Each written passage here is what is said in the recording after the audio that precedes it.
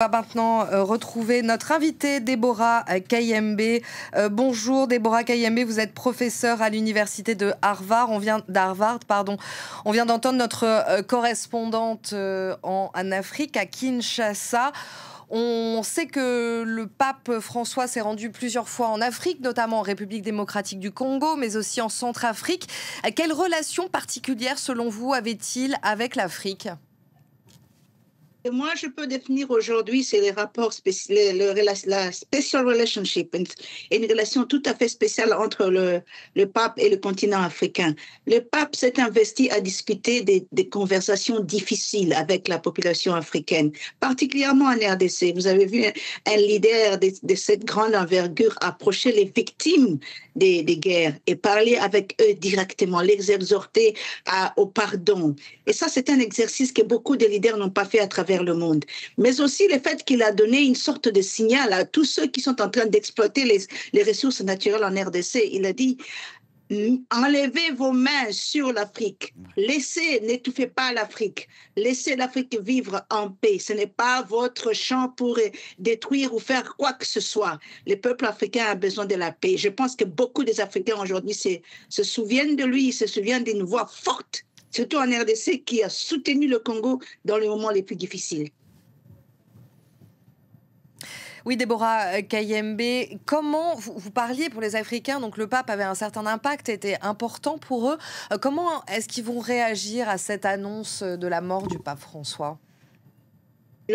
La première des réactions, ce serait certainement beaucoup de tristesse. Ce n'est pas une surprise parce que nous savons tous qu'il était malade depuis un certain temps, mais beaucoup de tristesse parce que vous savez, une voix est quelque chose que beaucoup des Africains cherchent en ce moment.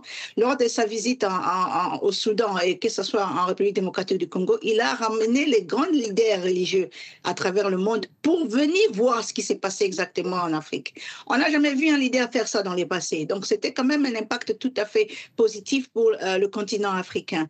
Qui va le faire? Est-ce que le prochain pape va le faire? C'est quelque chose qui, pour moi, personnellement, je voudrais voir comment ça va se faire parce que ce pape, il a brisé toutes les glaces.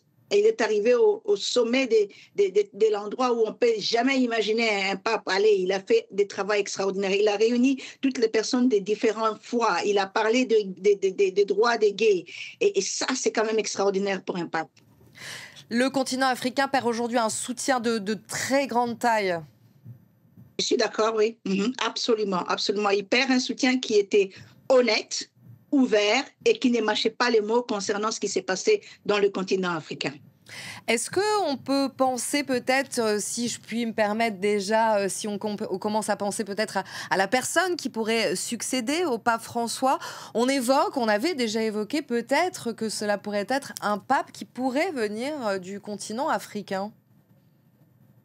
Je crois que cette probabilité est certainement sur la table, mais écoutez, être le premier dans ce genre de choses, ce n'est pas évident. Vous savez, les papes étaient les premiers latinos pour être pape à Rome. Et je dois vous avouer, avec ma propre expérience, être la première rectrice de l'université d'Édimbourg, une rectrice francophone dans une université anglophone, c'était quand même quelque chose il y a beaucoup de tenants et des aboutissants dans cela. L'espoir ici, c'est d'avoir un pape qui comprend et un pape qui pardonne. Parce que c'est ça le rôle du clergé.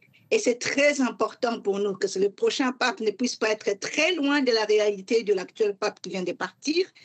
Et surtout, qu'il soit le pape qui va finalement nous amener sur un terrain d'entente. Parce que le monde est dans une phase extraordinairement malheureuse.